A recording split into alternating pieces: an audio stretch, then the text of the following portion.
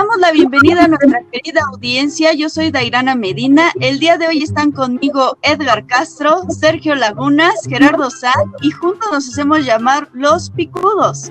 Jálanse a sus chamacos, a sus chilpayates y a sus escuincles, que el tema de hoy es, entonces, ¿cómo es que aprendemos matemáticas? El día de hoy tenemos de invitado especial a José Luis Cruz González, licenciado en Psicología. Actualmente está de estudiante en el doctorado de Psicología en Educación. Bueno. Hola, bienvenido José Luis. Muchas gracias.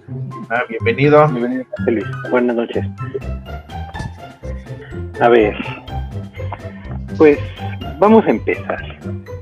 Mira, en este programa por lo general platicamos de matemáticas y ahorita es un tema muy especial porque pues queremos saber, cómo aprendemos, ¿no? En este caso, mi pregunta sería para ti, ¿por qué le tememos a las matemáticas? Bueno, es que la pregunta es sencilla, la respuesta es sencilla, la solución es difícil, siempre lo voy a decir, es una costumbre muy apegada, ¿no? Y tiene que ver con el hecho de que la respuesta es, les tememos porque no nos gustan, ¿sí? Pero la solución a esa situación es más compleja que ello, y es un tanto más detallada. Veamos, a nivel educativo, desde el aprendizaje a nivel primaria, nunca podemos olvidar el hecho de que las matemáticas es un saber ya estructurado y ya terminado en nivel primaria, por decirlo así, ya está armado, en nivel secundaria ya está armado. Ustedes, a menos que entren a niveles ya pesados, en donde trabajen con computadoras para encontrar números y algoritmos desconocidos, pues ahí es cuando empieza lo novedoso. Pero para una persona normal, ordinaria, todo aquello que tiene que saber de matemáticas ya está reducido a libros y documentos. Y la principal situación que tenemos que pasar relevante tiene que ver con el hecho de que el modelamiento y la repetición son elementos que han sido siempre indispensables para su aprendizaje. Actualmente se han presentado modelos un poco más liberales, más constructivistas, que buscan hacer que el alumno se vuelva más activo, se involucre más, se desempeñe mejor en el salón de clases y pueda pertenecer, pueda expresar tanto que sabe como que no sabe, como elementos para poder prevenir la discalculia o algunos tantos problemas de aprendizaje de matemáticas que se han presentado desde siempre. Pero la respuesta al temor de las matemáticas tiene que ver con esto, con el hecho de que los modelos anteriores no han satisfecho esa necesidad, y también la forma en la que culturalmente se abordan las matemáticas tiene mucho que ver. Casi siempre las matemáticas han sido el coco de los niños, y esa es una etiqueta social que siempre ha estado, nunca ha dejado o abandonado su lugar, y es un concepto que se ha buscado enfrentar. Pero las formas de enseñar matemáticas de igual forma son muy repetitivas, porque a veces, en el caso de los docentes, han formado parte de alguna estructura tradicional de enseñanza, y en el caso de los padres están repitiendo cosas que les enseñaron como chiquitos. No hay que olvidar que en el siglo pasado, en los años 70, 80, aún la escuela primaria y secundaria estaban en modelos tradicionales. Aún yo en mi escuela, yo soy del 91, yo aún estuve y formé parte de modelos tradicionales. Es entonces que el temor de las matemáticas tiene que ver más que nada con esa situación tanto tediosa, esa característica tanto compleja, enigmática, ese conocimiento tan elevado y repetitivo que no entra al mundo real. A mí, en lo personal, en la situación de la primaria, nunca me enseñaron la situación práctica fortuita de, una manzana es en este mundo. Simplemente aprendí a hacer sumas, restas, multiplicaciones y divisiones, escribiendo planas, una a la vez. La tabla de multiplicar del 1, del 2, del 3, del 4, del 5, del 6 hasta el 9. Y lo mismo con divisiones, y lo mismo con raíces cuadradas. Y entonces era eso, replicar una y otra vez hasta que el conocimiento se me quedara pegado. Y yo estoy seguro que como yo, muchos adultos jóvenes forman parte de esa misma rúbrica. Y muchos adultos jóvenes ya son padres. Entonces, lo común es que como padre enseñes eso. Y lo no tan común, pero probable, es que aún haya docentes que al estar influenciados por estas estructuras de enseñanza, también las repliquen. Lo que, por lógica, vuelva a replicar el temor a las matemáticas. Mira. Muy Pues sí, De hecho, perdón. No, sí, De hecho- sigan. De hecho, en uno de nuestros podcasts pasados, Edgar nos llegó a comentar que, por ejemplo, él para aprender lo que fueron las fracciones, pues fue a través del hermoso método de la chancla. Lo digo hermoso en modo de sátira, de sarcasmo, porque todos tenemos esa historia, ¿no? Yo, por ejemplo, tengo muy marcada la historia de que mi mamá me culpó por haber roto una cuchara de madera, porque ella me agarró a nalgadas con la cuchara de madera y fue tanta su furia que en una de esas se rompió la cuchara. Pero mi mamá, en vez de decir, ya se rompió la cuchara, me dijo, ya me rompiste la cuchara. Entonces se fue enojada a la cocina. Se fue enojada a la cocina por otra cuchara para seguirme nalgueando, pero ahora por haber roto la otra cuchara, ¿no? Entonces tú ahorita que estabas diciendo, todos de alguna manera nos educaron a base de golpes, y que a lo mejor este pudiera ser uno de los factores del por qué a mucha gente le causa repudio y, pues no quiero decir fobia a las matemáticas, se deba a esto. Pues en parte sí, porque no olvidemos que especialmente en la infancia hay una gran importancia en que las cosas sean lúdicas, porque si no es lúdico, si no es divertido, se ignora, se olvida, se aburre uno, lo deja de lado, busca otras cosas más interesantes. Entonces, durante mucho tiempo en la enseñanza tradicional a nivel familiar, tiene que ver con esto de ser estrictos y evitar que el niño se distraiga, porque si distrae su atención, no está prestando la atención a la clase, a lo que tiene que hacer. Y pues las formas más pues tradicionales de llevarlo a cabo tiene que ver con eso, con emplear violencia. Y pues todo el mundo tenía ese entendimiento tácito. Es una situación que en su momento fue cultural y sigue siendo en algunos casos cultural, y se ha buscado evitar ahora con la ley chancla que estaban mencionando. Y pues tiene que ver con esa parte en donde pues en ese momento nunca se le cobró importancia al valor lúdico que tienen las cosas para que el niño pueda entender, para que el niño pueda adquirir conocimiento. Entonces, la razón por la que en esos ayeres ocurría esta parte es por eso, porque era muy normal. Tú le podías decir a tu hermana, bueno, a tu tía, ¿no?, que tu mamá te había pegado por no hacer alguna cosa. Tu tía se reía y decía, pues por no hacerla. Porque era algo normal en ese momento, era algo que era fortuito en ese momento, que tenía que hacerse. ¿Por qué? Pues porque si no el niño no aprende. Y es porque las formas de enseñar y aprender también están enmarcadas por la época y por la cultura. Sí, Fíjate que yo la verdad, sí doy gracias al método de los golpes, ya que también, como la mayoría de mi época, yo soy del 90, entonces, fíjate, a mí, mi mamá siempre me ponía a hacer la tarea, pero a cada rato me estaba vigilando de que lo hiciera, y pobre de mí, si no estuviera haciendo la tarea, porque me daban mis buenas nalgadas. Y en primaria también me tocó maestras, por así decirlo, opuestos. Una maestra muy, muy buena enseñando con algunas técnicas con las que sí aprendí, pero también me tocó maestras muy regañonas, como por ejemplo, no sé si ahora se llegaron a enterar de la profesora de Durango, del video que se hizo viral. Pues a mí me tocó en primaria más o menos una profesora de ese tipo, que nos regañaba y todo porque no poníamos atención, pero gracias a esa técnica yo pude aprender y hacer que me gustaran más las matemáticas aún.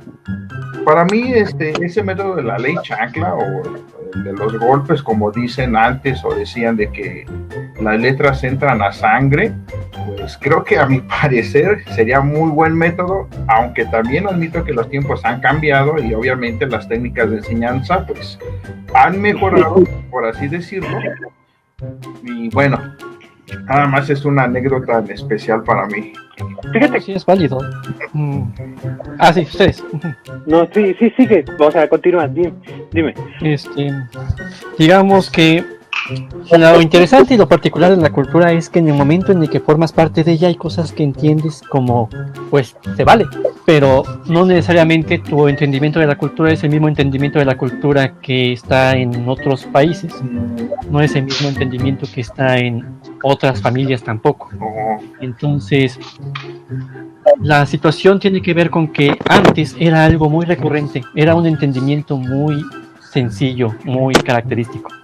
Todo el mundo lo entendía como algo que podía y tenía que hacerse, porque era lo más natural, ¿no? Un niño rebelde, pues unas cuantas nalgadas y listo.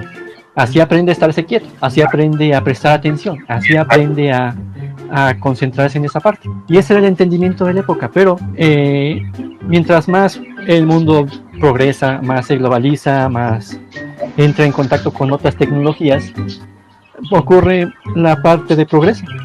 Y pues obviamente eso lleva a que las medidas de cambio también se modifiquen, a que los estándares de lo que puede ser permisible y no también cambien.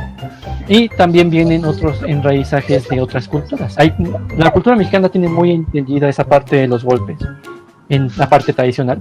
Muchos pueden, por ejemplo, recuerdo, no sé, Memín Pinguín, por ejemplo. A mi madre le encantaba Memín Pinguín.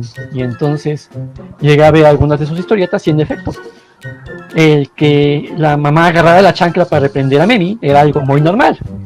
Y era algo que en cómics salía como algo fortuito, como algo que pues te daba risa porque pues entendías lo ignorante de la situación. Y ahorita ya no pasa eso, ya cambió. Sí. El progreso está cambiando las cosas porque te das cuenta que pues no necesariamente tiene que ser así. No tendría por qué ser así, tal vez, si estamos agarrando desde otra cultura. Sí, en la actualidad prácticamente, o sea, aparte de ser un método pues algo obsoleto, también ya es un elemento, o sea, un tanto sátiro, ¿no? Uh-huh. Y entonces pues la violencia y las medidas rutinarias y repetitivas se han vuelto cosas en las que van contrarias a los modelos educativos actuales, que tienen que ver con constructivismo, con negociación de significados, con volver a los alumnos y a los niños como personas críticas capaces de entender los conceptos, de poder proyectarlos a la vida diaria, de poder entender a su manera, con sus propias herramientas, lo que se les está enseñando en la escuela.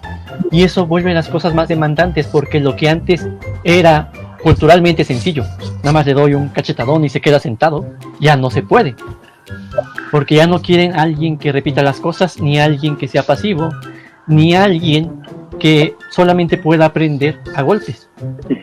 Sí, mira, qué bueno que tocamos este tema, porque, ¿cómo se llama? Pues nos encamina a la siguiente pregunta, ¿no? ¿Cuál sería el mejor modo de aprender? Y aunado a esto, pues sí nos gustaría saber, ¿cuál es el mejor modo de aprender matemáticas en la niña? Bueno, métodos de aprendizaje hay muchos. Yo creo que para un adulto y para un joven, no olvidemos que la forma en la que aprendemos desde chiquitos se enraiza, evoluciona y se vuelve parte de nuestras vidas. Nos acostumbramos a aprender de ciertas maneras. Es por eso que hay mucha en contra acerca de la participación a nivel universitario y medio superior, porque hay alumnos que siempre fueron las personas más aplicadas del mundo, pero nunca les gustó participar. Y entonces, ahora que los modelos curriculares están pidiendo la participación y toda la colaboración de los alumnos, pues los alumnos que no estaban adaptados a estas medidas no rinden igual. Aun si son los más inteligentes del salón, sacan 7, 8, 6 por el hecho de que pesa el 40%, el 30% la participación en el salón de clases. Entonces, eso a nivel licenciatura superior y etcétera. A nivel primaria, actualmente se están adoptando medidas, como dije antes, más reflexivas y más críticas, entonces se vuelve una situación más lúdica, más volver llamativo el concepto de lo que se está enseñando, más cercano a la realidad que están viviendo los participantes para que puedan entenderlo y vincularlo a cómo eso puede servirme a mí. Entonces, básicamente, la mejor forma de aprender universal no existe, pero la mejor forma de aprender a nivel infantil sí tiene mucho que ver con esta parte lúdica de agregar contenidos llamativos, de vincular esos temas a situaciones de la vida diaria y de darle la capacidad al niño de poder generar cadenas de pensamiento y de entendimiento en donde ellos puedan encontrar relaciones lógicas entre lo que se enseña y lo que se vive. Es como, por ejemplo, los ejemplos cuando usamos, ¿cómo se llama? Queremos aprender fracciones y cómo queremos dividir un pastel, ¿no?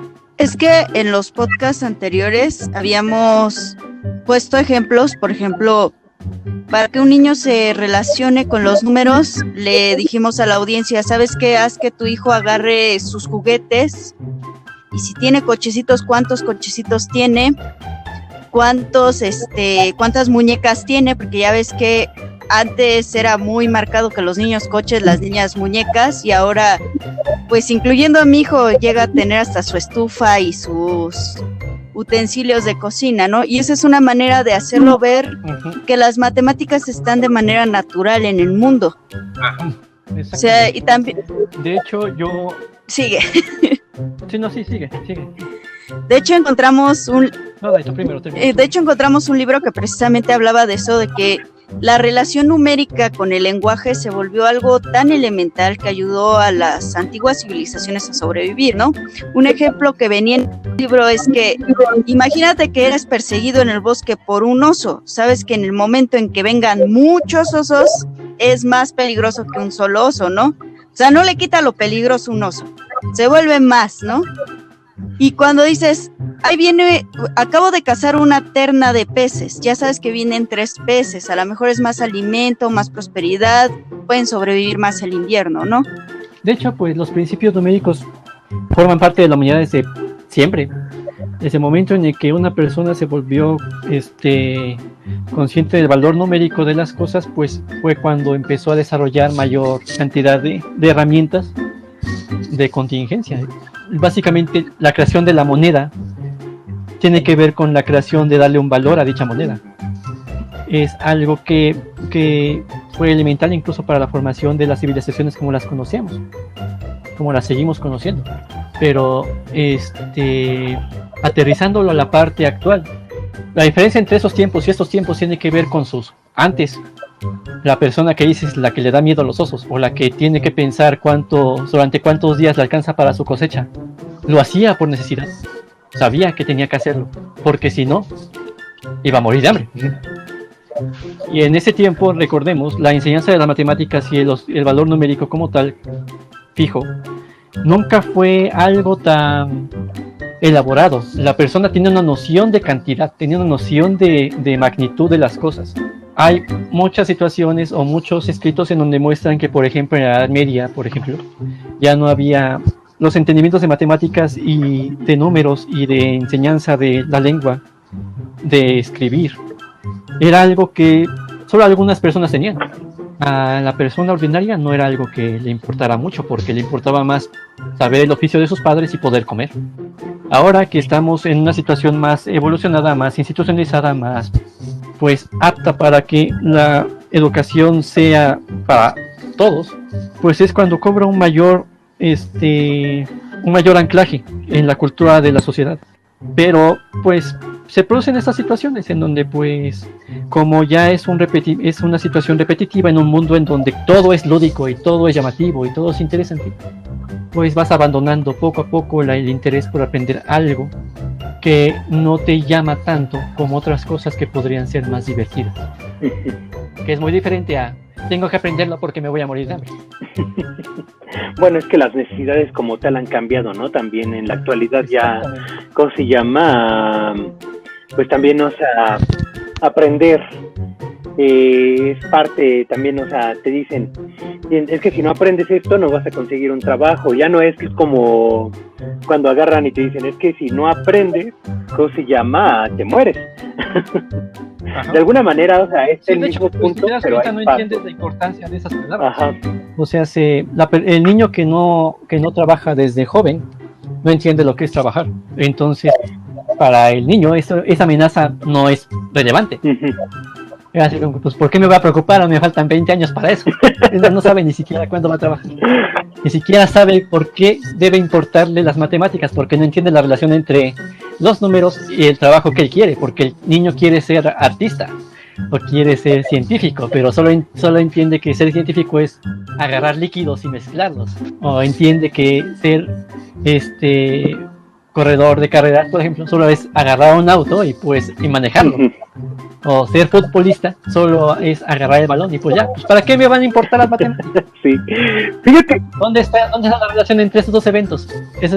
No sé si entiendan el pensamiento del niño en ese momento. O sea, es muy distinto a cuando lo vinculas y él poco a poco empieza a encontrar una relación de causa y efecto.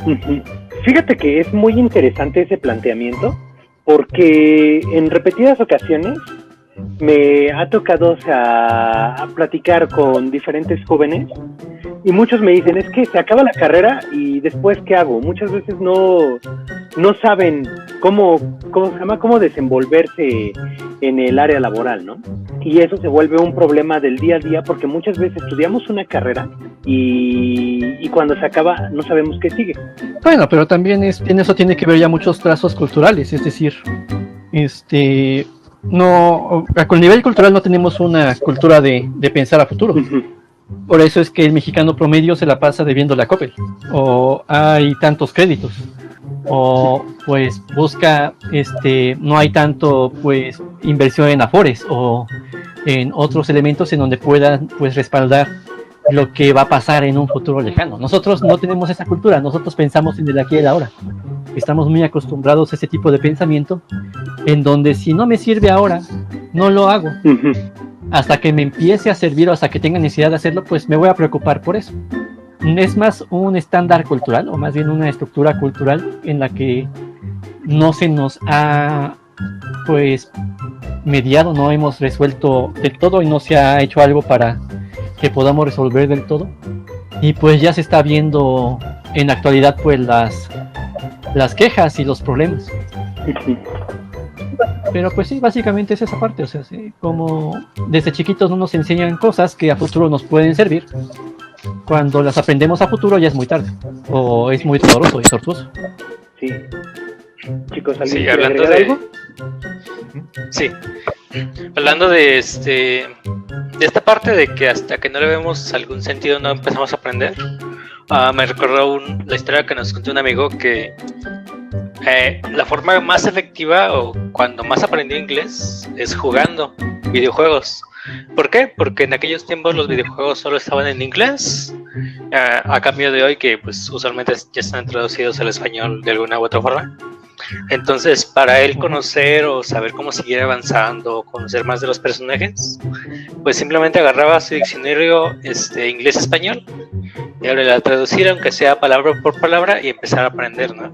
Entonces tal vez él iba en primaria, secundaria y el inglés que enseñaban en esos tiempos tal vez era hasta nulo o muy, muy básico, pero pues...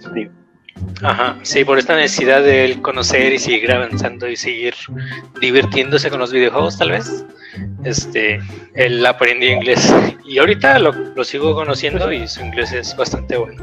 Tiene que ver con esa parte lúdica y con esa parte de relevancia, o sea, en ese momento, pues, si no entendía inglés, no entendía las reglas del juego, entonces no tenía un índice y fallaba.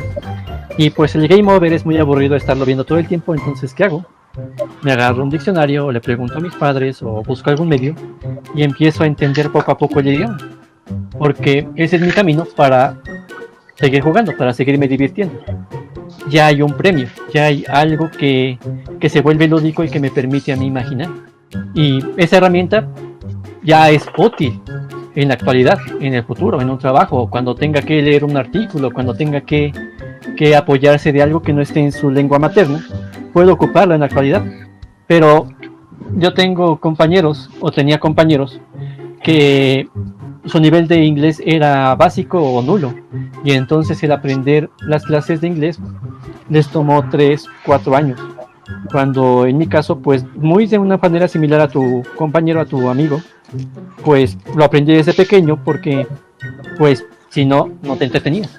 Y lo mismo pasa en el caso de las matemáticas, o sea, si tú le enseñas a un niño matemáticas de forma replicable, no entiende el valor lúdico de ello y no entiende la situación práctica de ello.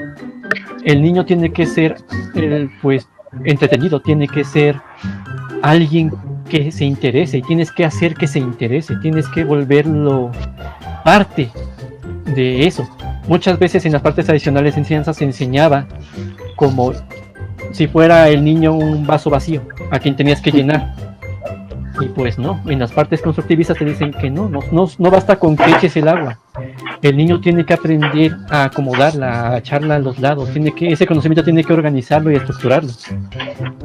Entonces, si el niño no forma y no quiere formar parte de ello porque tú no le, pues como docente, no le diste los elementos, como padre, no le diste el interés, pues entonces el producto es una persona adulta que no entiende el por qué estudiar matemáticas, que le teme a las matemáticas, porque en vez de interesarse por ellas, les teme, o es reacio. Sí, vaya, pues podríamos decir que, ¿cómo se llama? Para el aprendizaje siempre debe de haber, o sea, una gratificación de por medio, ¿no? Uh-huh. Y pues esa es la respuesta a la parte de la situación de la chancla. Antes nos Okay. decían que pues no hace falta que tengas que entretener a tu hijo, pero como consecuencia de ello, sí, tenemos gente más disciplinada, gente que entiende, pues tengo que aplicarme, pero también gente que no le encuentra tanto interés a la matemática porque nunca encontró el valor divertido de ello. Al contrario, cada vez que me acuerdo de matemáticas, me acuerdo cuando mi papá me agarraba con el cinturón, o me acuerdo que cada vez que veo las matemáticas me acuerdo de todas las planas que tuve que hacer. Y pues no sé tú, pero esos no son recuerdos tan divertidos. Sí, o sea, hay una problemática de asociatividad entonces en ese caso. Sí, es lo que está buscándose prevenir, o sea,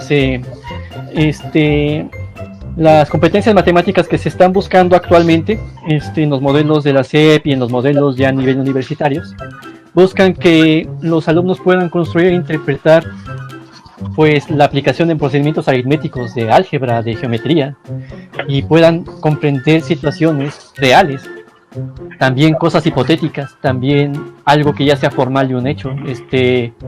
Buscan que se expliquen e interpreten los resultados con base en ese conocimiento, es decir, no solamente tenerlo como algo repetitivo y algo tácito, sino también tenerlo como algo que ya fue reflexionado y que puedes usarlo como herramienta para entender otros problemas.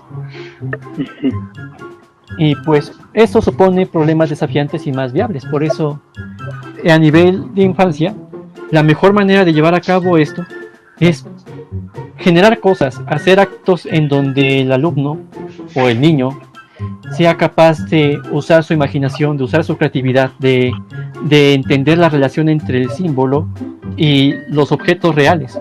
En escuelas de tipo bachillerato internacional usan mucho el Bankubi, que es un sistema de cubos, entonces pueden, no sé si aún los vendan, creo que a veces los venden ahí en el centro, si no pues pueden llegar a conseguirlos los padres si así los quieren, o pueden hacerlos ellos mismos con, no sé, incluso hasta plastilina.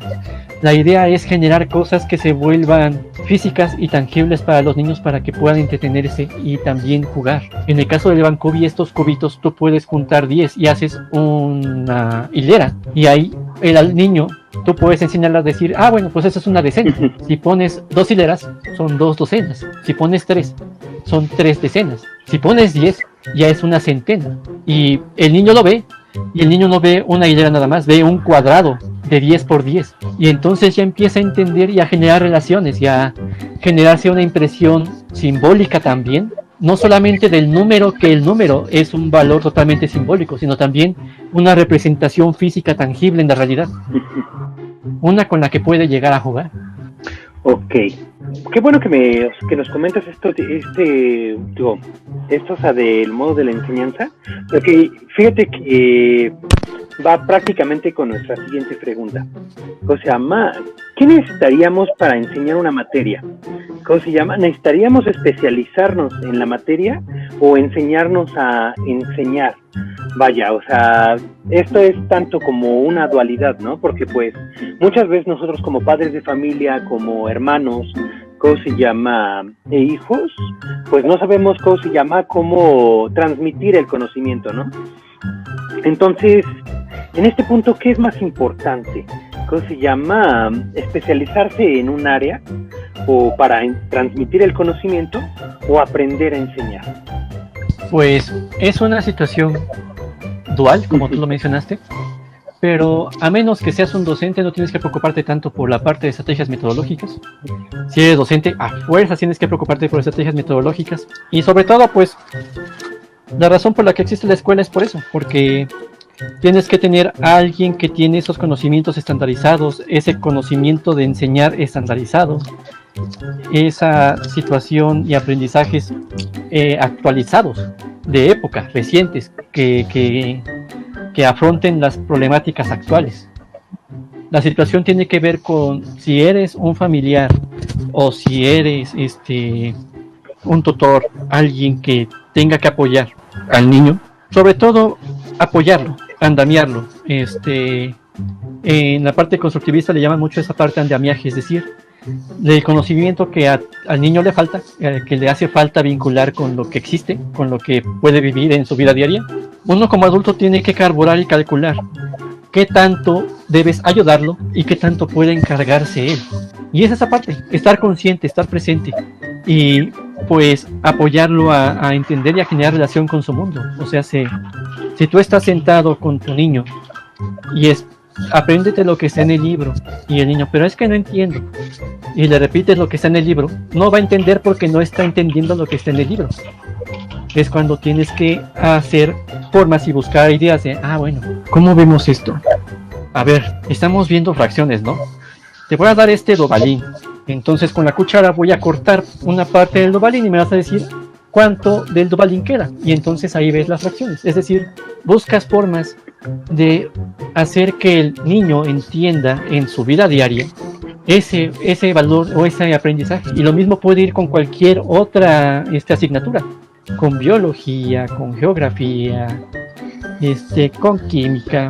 Si tú no vuelves o no vinculas ese conocimiento, es muy difícil que el niño pueda aterrizarlo. Y la labor como padre o como tutor tendría que ver con esto, con empezar a idear y abrir su imaginación y buscar ejemplos en la vida diaria que pudieran volverse herramientas para que el niño encuentre relación de, esto es un cuartito, porque ese es el cuartito que me quitó mi papá y se comió de mi dobalín, y otras tantas situaciones. Ok, me parece muy bien. Chicos, ¿alguien más? ¿Otra pregunta? Sí, yo tengo una pregunta.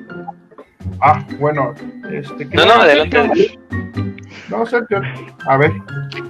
Va.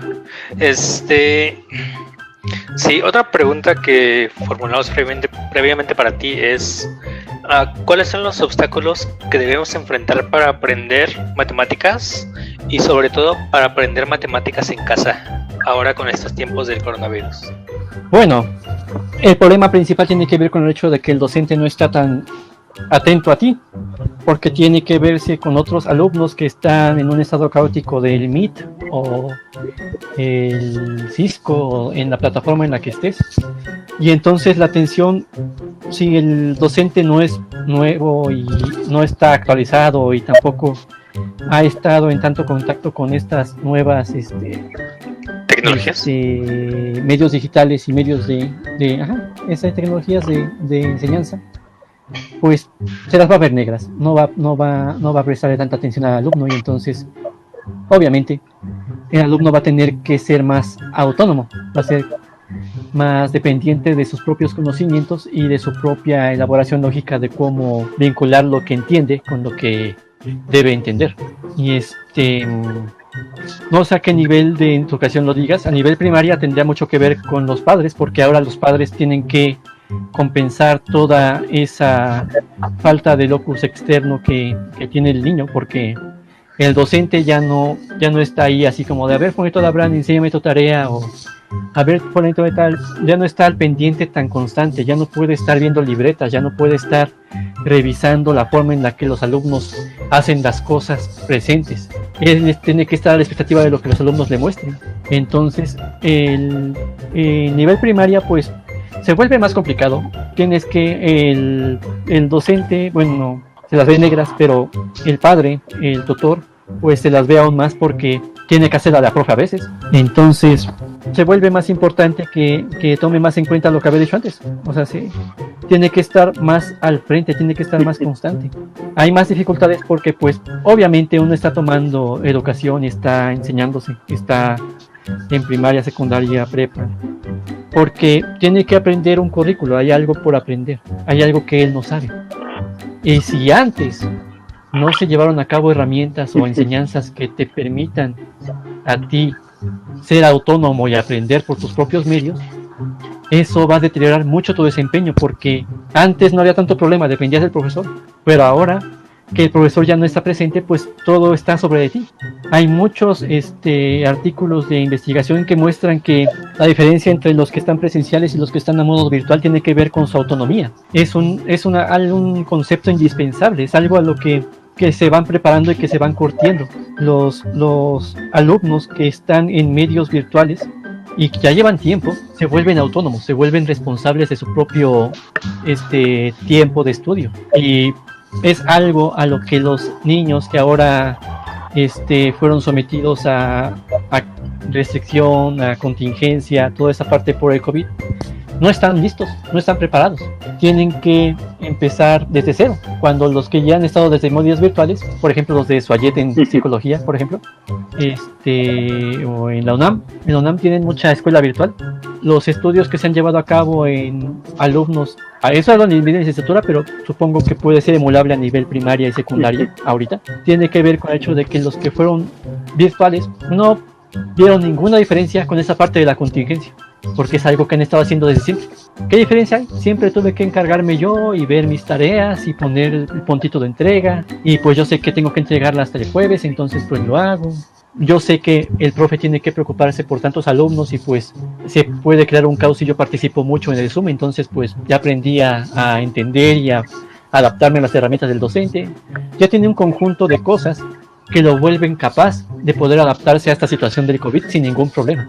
Pero un alumno que estuvo en presencial y fue forzado a la parte virtual por esto, pues no tiene ese locus interno, no tiene esa parte de motivación interna, no tiene esa parte de evaluación interna, no tiene esas herramientas de análisis y de gestión de recursos internos que le pueden permitir ser capaz de librarla.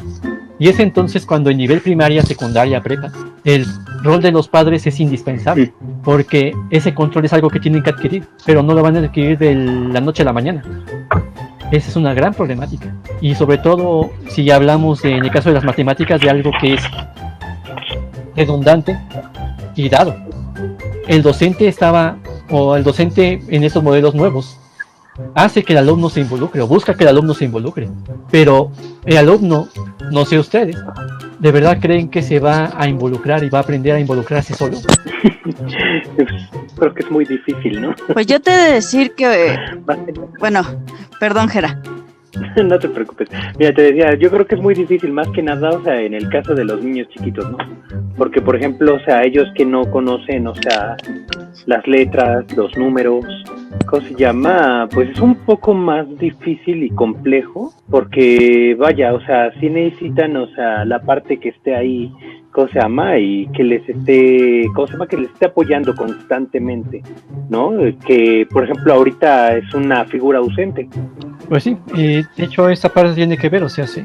A menos que tú encuentres importancia a lo que aprendes, no vas a aprenderlo, o te va a costar mucho trabajo porque no va a depender de ti, va a depender de la coerción de alguien más. Entonces, esa es la parte, por eso es la importancia. Yo, por ejemplo, que ahorita he estado con lo del aprende en casa, tengo así como que unos pequeños detallitos con la forma en que manejaron el contenido para la parte de preescolar, porque las primeras semanas haz de cuenta que ponían que los niños vieran 3, 4 videos seguidos, y después de haberlos visto empezaban preguntas del primer video.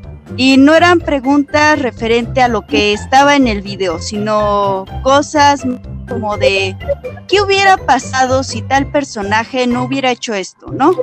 Y yo así como, espérate, yo ni en eso pienso.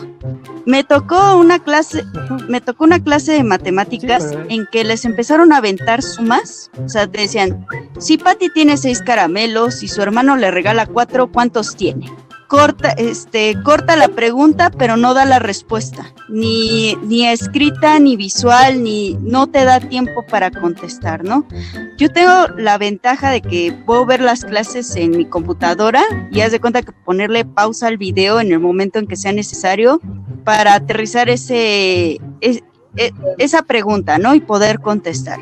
Pero sí me pongo a pensar en el caso de los niños que tienen una sola tele y que están viendo la clase en vivo y no les va a dar tiempo de contestar, reflexionar o aterrizar lo que acaban de ver. Bueno, pero pues sí, ahí ya viene más bien como problemas de formato. En ese sentido, pues tienen poco tiempo para responder y seguramente tuvieron poco tiempo para coordinar el currículo a enseñar con la parte de enseñarlo de forma virtual. Y pues se vuelve igualmente relevante. O sea, si en este caso tú hubieras tenido que enseñarle a tu niño y hubieras visto eso, se vuelve labor del padre el intentar vincular estos elementos, porque pues la falla de desplazamiento del currículo a la parte virtual ya existe, tú ya la estás viendo. Es una gran problemática porque pues nadie esperaba que hubiera una contingencia que durara todo un año. Entonces no percibo situaciones en donde pues se haya generado una medida de contingencia ante esto. Por ejemplo, la escuelita en línea casi siempre se lleva a cabo con videos como tú lo narras, pero los contenidos que tiene son a veces desactualizados. Si son recientes, tuvieron que haber sido hechos a la carrera. Entonces también esto tuvo mucho que ver. Esto de la contingencia no nos cayó con anticipación, fue algo de sorpresa. Y a todos los rubros educativos y sociales y económicos nos cayó de sorpresa. Agarrando esto antes de que se nos vaya, tomando en cuenta que en la educación básica son 3 pilares importantes, que son los padres, docentes y alumno, para que se afiance los conocimientos, ¿cuál es la que está fallando más en el caso de las matemáticas? En general, con COVID, a ver. Porque ahorita en la situación del COVID tiene que ver más con una situación que tiene que ver con la familia, porque no olvidemos que ahorita el docente está más distanciado, ya está más alejado. Hay mucha dificultad en la parte virtual. Yo nunca he estado tan a favor de la parte virtual, a menos que se tomen mejores medidas de interacción en el aula. Mi investigación es de interacción discursiva, entonces para mí el discurso y la comunicación es algo importantísimo. Si esto no se considera en la parte virtual, pues mi hipótesis y lo que se ha mostrado es que sí, tiende a fallar. Entonces hay una falla técnica, hay problemas técnicos, hay características que sí, al hacerlo virtual puedes hacerlo y verlo desde tu casa, pero dependes mucho de esa parte virtual también. Dependes mucho de que si el auto tiene internet, de que si tú sabes cómo usar el software, de que si tú sabes qué tecnologías vas a emplear, de si el alumno va a tener su propio control interno. Se vuelve un universo de variables mucho más complejo a lo que el docente normalmente podría abarcar en una parte presencial. Y entonces todo eso recae en el padre que pues sabe que pues tiene que despertarse temprano y dejar a su hijo temprano en la escuela, y pues se olvida de enseñarle hasta la tarde, hasta que él llega de trabajar, porque pues todo lo que tendría que haber aprendido pues ya lo aprendió en la escuela. Pero ahora ya no, ahora ya hay cosas que tal vez por la situación y por el ruido, por la inconsistencia en la parte virtual, se presentan como problemáticas que ahora el padre tiene que hacerla de a docente a veces para buscar afrontar esa problemática. Entonces las ausencias actuales o la falla actual tiene que ver con una parte técnica por parte de la docencia y con una parte educativa por parte de la familia. Es muy difícil culpar 100% al alumno, porque el alumno es alguien que está aprendiendo, es alguien que agarra de lo que está a su alcance. Entonces, si tú como padre y como profesor no le provees esas herramientas o no le provees la oportunidad de aprenderlas, entonces no puedes culparlo tanto. Y en el caso de la actualidad, pues tiene que ver con eso. En tiempos anteriores, pues tenía sobre todo que ver con esa parte del cambio curricular, de la perspectiva constructivista, de los modelos más abiertos y más de negociación y de permisibilidad de crítica, de generar alumnos más reflexivos. Y entonces se volvía más que nada una situación de, bueno, ¿cómo vamos a volver más abierto y más dinámico al alumno? Y se volvía una parte más responsable del docente, caía más en el docente, pero ahorita ya se está volviendo más parcial entre el docente y entre la familia.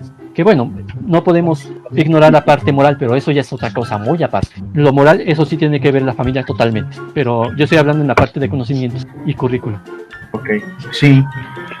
Bueno, yo tengo una pregunta, ya se está haciendo algo largo el programa, pero yo siento que esta pregunta, al igual que todas las que hemos hecho, es muy interesante, y es la siguiente: ¿crees que el modelo de enseñanza que tiene actualmente México es el más efectivo o correcto para que los alumnos realmente puedan aprender matemáticas? ¿Crees que el modelo actual que tiene de verdad funcione para que los alumnos aprendan matemáticas? Mi respuesta sería teóricamente sí, de forma aplicada está en duda. O sea, el modelo actual está buscando ser más globalizado, está entendiendo una parte más crítica, más de razonamiento inductivo, más, digamos, está buscando que el niño haga uso de sus capacidades cognitivas plenamente. Ajá. Pero esa es una cosa, es muy diferente eso a la forma en la que pues puedes hacer que toda la cuartilla de maestros pueda llevarlo a cabo. Entonces, teóricamente, en la teoría es bonito, en la teoría va en buen camino, pero a nivel práctico se vuelve una situación de pues que también está la formación de los profesores, que también está el cambio de ideología de estos docentes para poder abrirlos, cómo están llevando a cabo sus sábanas de intervención, bueno, de enseñanza, cómo es la planificación. Entonces, mi situación aquí tendría que ver con esa parte, en donde pues mientras el docente esté bien preparado en sus estrategias metodológicas para enseñar, yo pienso que el currículo va en buen camino. El problema viene en esa parte, cuando no se da el 100 en la parte educativa, cuando las estrategias que tienes siguen siendo tradicionales, cuando tu forma de hacer participar al alumno es más coercitiva, es más evaluativa, cuando no le permites al alumno dar al 100 su potencial, cuando no eres alguien que, no eres un profesional reflexivo, diría Sean. El modelo entonces está bien, sino que entonces, por así decirlo, la falla sería del profesor. Por ejemplo, a veces también me tocó cuando estaba en la preparatoria, tal vez por falta de profesores, pero un profesor que estudió geografía, lo pusieron a dar clases de matemática. No digo que no sabía, claro que sabía, pero había temas que sentía que no dominaba bien, porque él nos dijo que había estudiado especialmente matemáticos y geografía. Su fuerte era la geografía, le preguntábamos cualquier cosa de geografía, no las contestaba, pero a veces cuando nos enseñaba matemáticas, y es porque la escuela así lo puso, se le dificultaban mucho la enseñanza. Entonces yo creo que sí tienes mucha razón, el modelo funciona, pero a veces ponen a un profesor que no es su fuerte la enseñanza de matemáticas, y creo que también eso nos desmotiva un poco, ¿no? Desmotiva más bien a los estudiantes. Bueno, sí. En tu caso, sí, esa fue una problemática no a nivel docente, sino a nivel administrativo, porque pues el docente pues sabe, pues soy de geografía, ¿no? Él sabía que es de geografía, pero la administración fue la que lo escogió como tal. Pero en esa situación también, o sea, si el docente tiene pocas herramientas, va a tender a ser repetitivo, y al ser repetitivo va a hacer que no tengas una tanta motivación para aprender. Y el otro lado que tú mencionaste, si el docente no está preparado, el docente fue preparado para geografía, pero no para aprender, no para aritmética ni para matemáticas. Entonces, aquello que puede modelar y enseñar es limitado. Aquello que se vuelve material para que tú puedas mascar, elaborar y volver tuyo, se vuelve más limitado. Entonces sí, esa es otra problemática, la parte administrativa totalmente. Es que es un problema complejo en esta parte. O sea, la problemática de las fallas educativas tienen que ver con muchos estándares curriculares, académicos, administrativos, y pues se siguen investigando. Pero en cuanto al aprendizaje de este tipo de matemáticas y de todo ese tipo, de toda esa característica aritmética, razonamiento lógico matemático, tiene sobre todo que ver con los principios. Si desde un principio le das al niño la capacidad de tener esas herramientas a la mano, va a seguirlas desarrollando y va a seguir haciendo las suyas y no le van a producir problema alguno en la vida adulta. Por lo contrario, si tú lo vuelves alguien sujeto a tu autoridad o lo vuelves alguien sujeto a entender las matemáticas como un deber ser y no como un querer hacer, pues ya valió. Muy importante eso también. ¿Quién tiene otra pregunta, chicos? Y ya por último, para que ya nos podamos despedir, retomando un poco lo de esto de la ley antichancla que acaba de aprobar el Senado,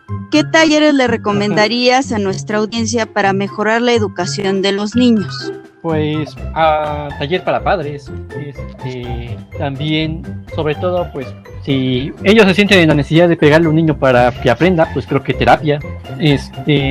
Sobre todo tienen que empezar a generar conciencia. Actualmente no creo que haya talleres que puedan apoyar mucho en esto, yo no he visto muchos. Sería adecuado indagar con esta situación. No estamos como en Estados Unidos, en donde pues también hay talleres para padres, pero se usan como por situaciones pues delictivas, en donde pues el padre es violento o la familia es violenta, y pues para que regulen su conducta pues acuden a estas situaciones de talleres, y hasta que los toman pues pueden estar libres. Pero yo creo que es algo que sí hace mucha falta en México, y que yo creo que uno como padre, cuando se desespera, tendría que entender primero por qué se está desesperando, por qué no está respondiendo bien a la situación, por qué se llena de cólera cuando el niño no aprende, por qué esos niños no aprenden. Tiene que empezar a ser más crítico, más observador, y tiene que entender que al final del día, hasta nosotros, si no nos llama la atención las cosas, pues no vamos a aprender, no nos gana la atención. Entonces, si quieren ser buenos padres en tiempos de COVID, tienen que ser buenos entretenedores, tienen que aprender a hacer que los niños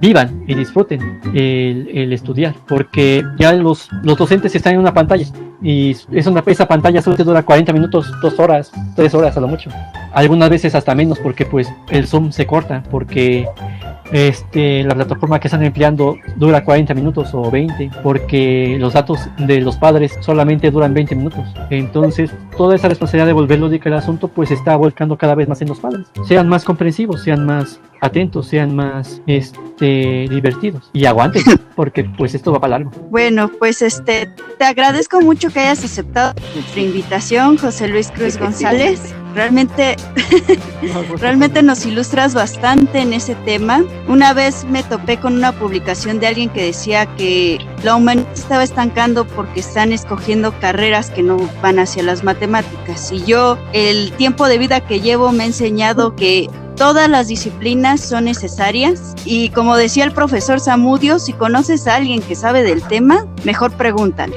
¿no? Efectivamente. Entonces, muchas gracias por respondernos nuestras dudas. No sé si después te podamos invitar nuevamente. Claro que sí, cuando gusten. Y aprovechando, pues quiero agradecerle a nuestra querida audiencia. Voy a agradecer a España, a Suecia, El Salvador, Alemania, Paraguay, Nicaragua, Chile, Colombia, Ecuador, Argentina, Irlanda, Estados Unidos, y especialmente a nuestro México lindo y querido por darnos la oportunidad de, pues ahora sí que generar material nuevo para que sus niños aprendan matemáticas. Y cualquier sugerencia para mejorar este formato es bien recibido por nosotros. Cualquier cosa pueden seguirnos en nuestra página @LOOSPIQ y el número 2 para buscarnos en Facebook, Los Picudos. Los Picudos. Y pues ahora sí que lo último que me queda es recordarles el uso de cubrebocas, lavarse las manos, uso de gel antibacterial en caso de que no tengan agua o jabón, y a manera de lo posible pues quédense en casa, por favor. Tratemos de hacer que esto dure lo menos agresivo posible, ¿no? A mi parecer. Sí. José Luis, muchas gracias. A ustedes. Adiós. Entonces, bye, cuídense. Hasta la próxima. Nos vemos la próxima semana. Hasta luego, bye.